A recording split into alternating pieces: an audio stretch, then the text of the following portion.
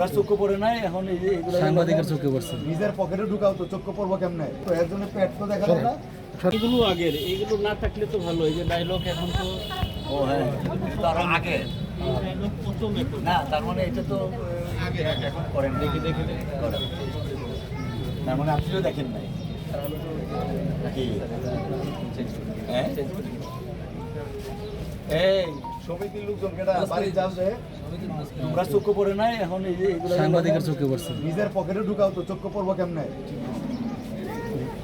নিজের পকেটে ঢুকাও তো এর জন্য পেট তো দেখা যায় না। মানে কি লেখা ছিল এটা বিষয়টা? এটা খেয়াল করি নাই স্যার, সরি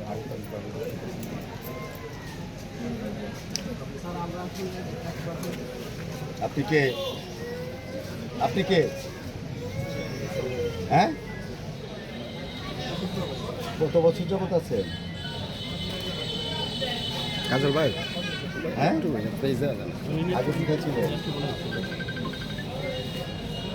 আপনি তো এসে দেখলেন স্যার বিষয়টা, এইটা দিয়ে যদি একটু মন্তব্য করতেন। না, এটা মন্তব্য- আপনি আপনি তো আপনাকে কেউ আসলে এখানে আপনি না, আমি হঠাৎ কাউকে করে আসলেন। জানাই নাই, আমি এই কারণে জানাই নাই, কারণ আমি জানলে আগেই ওনারা অনেক কিছু করবেন। আমি হঠাৎ করে আসলাম, এটা আসলে কি হতভম্ব না হতাশ বটে।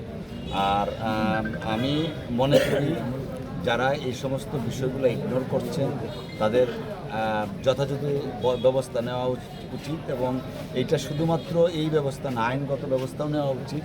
আর তাদের যে আপনার চাকরি আছে, চাকরি বিধি অনুসারে ব্যবস্থা নেওয়া উচিত। আসলে এটা কি বলবো, আমি খুব হতাবাক না হতাশ বটে। এবং এই জিনিসগুলো আপনারা কখনোই না, এটা চেঞ্জ করে দিবেন আপনি এটা বলতেছেন। অতিরিক্ত দায়িত্ব তো আপনি 2 দিন আসছেন এখানে, আর এইটাতে তো দেখেন আপনি, এটা হয়তো আপনি কখনো পড়েও দেখেননি। তাছাড়া আপনার দলিল লেখক, মানে সর্বস্তরের একটা দুর্নীতি, যেটা কি হয় নাকি? এখন তো স্যার আমাদেরও এই জায়গা দেন, এই জায়গা দেন, এখন হয় না।